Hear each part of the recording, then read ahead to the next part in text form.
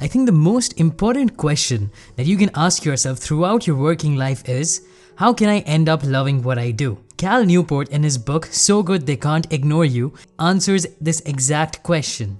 The advice we are traditionally given nowadays, especially in mainstream media, is that you just need to find your passion and you will automatically love the work you do. However, in this book, Cal Newport shows us that follow your passion is actually dangerous advice. Now, I have talked about following your passion on this channel as well, and I've always said that finding your passion is not enough to become successful. So in this video, we'll talk about what the real truth about passion is and how you can become so good at your work that nobody will be able to ignore you. Hey guys, welcome back to InsightJunky. Let's just get started with the video. There was a study done at Yale University about work satisfaction. Amy Rizensnewski, apologies for pronouncing her last name incorrectly, interviewed several people from different career paths. What she found was that a pre-existing passion actually had very little to do with how satisfied people were with their jobs.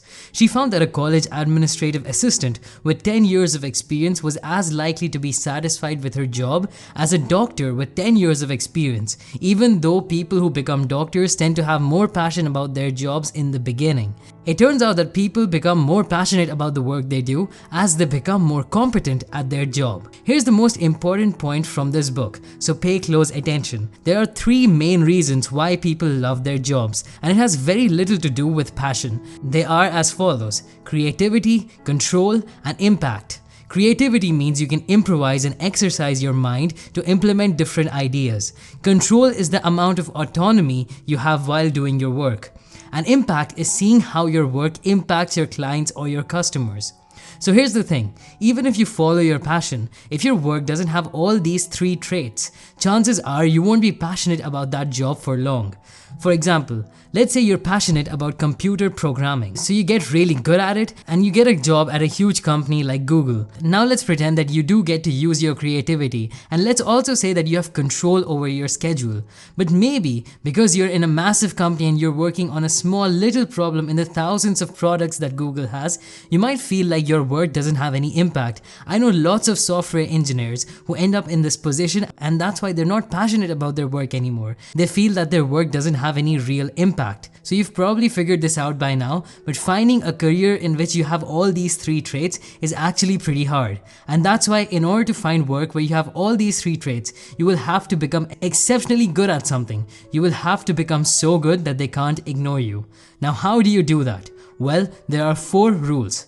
Number 1, don't follow your passion. This is by far the most controversial rule I'd say from this book, because it goes everything that we hear on social media. By far the most famous example of someone telling us to follow your passion is the famous Steve Jobs speech, in which he tells everyone to follow their passion. Now, Cal Newport suggests that we should do what Steve Jobs did, not what he said. Steve Jobs' initial few years of his career looked very random. He dropped out of college in his first year, lived like a bum for a few years, trained in a Zen center, worked part-time in Atari, and went on a spiritual journey to India.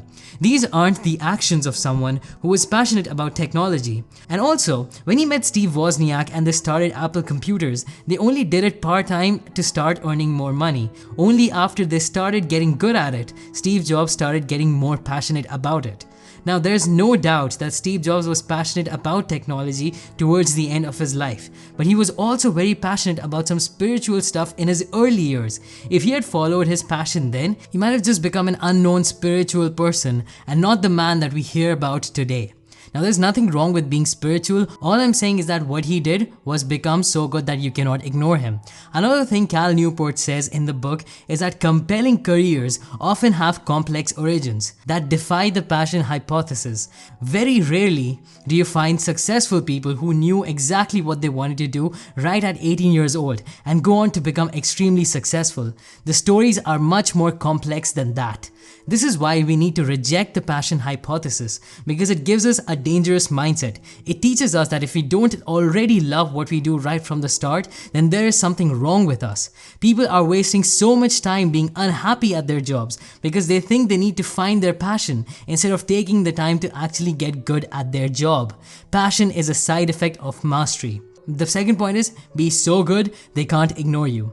In this rule, Cal talks about the difference between the passion mindset and the craftsman mindset. The passion mindset focuses on what the job can offer you. The craftsman mindset focuses on what value you're producing through your job. You need to be in the craftsman mindset, and that's how you become so good they can't ignore you. I'll give you a simple example. If I started this YouTube channel with a passion mindset, I would have given up after making the first 5 videos because recording my first 5 videos was painful. I didn't like the sound of my voice, I was getting no views. I felt like I was wasting my time. I simply wasn't good at making videos. And if I was in the passion mindset, I would have quit because I would have concluded that this isn't my passion. But because I started off with the craftsman mindset, I focused on making every video better. It didn't matter if I wasn't getting any views or subscribers. All that mattered to me was making better videos that people would watch. And it is exactly because of that mindset that I've been able to keep making videos on this channel. And now that I'm actually good at it, I can say that I enjoy making these videos. I can now say that I feel passionate about what I do, but it didn't start out that way. To get the kind of job you want, you need to have something called career capital. For example, if you want a marketing job at a big marketing company and you're coming right out of college with no experience, you don't have any career capital. However, even if you've done something before related to marketing, like running ads on Facebook and YouTube, or you've generated a lot of business for a few clients, then you have more career capital. The way to build that career capital is to practice at the edge of your comfort zone. Keep working at something in a way that makes you better. Don't just keep doing the same thing over and over again. Push yourself until you're one of the best. The third point is to turn down a promotion. This rule is about the importance of control. A major part of being satisfied with your work is control, but there are 2 ways in which you can trapped looking for control. The first is getting control without career capital. If you're not already good at something and you get a bunch of control, you won't be able to last very long. Let's say you're not a very good writer and you quit your job to start your own blog. Well, you'll have a lot of control, but if you're not good, your blog won't have any readers and you won't be able to make any money. So get good at what you're doing before trying to get control. The next trap is that when you actually get good at something, your employers might try to stop you from getting control.